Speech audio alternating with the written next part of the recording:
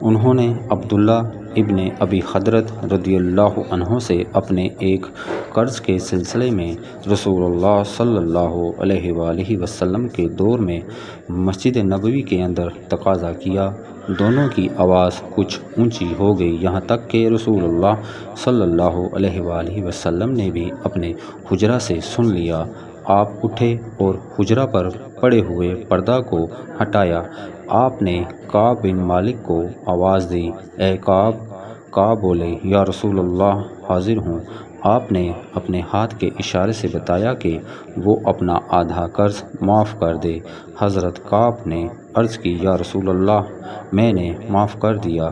آپ نے ابی حضرت سے فرمایا، اچھا اب چل اٹھ، اس کا قرض ادا کر۔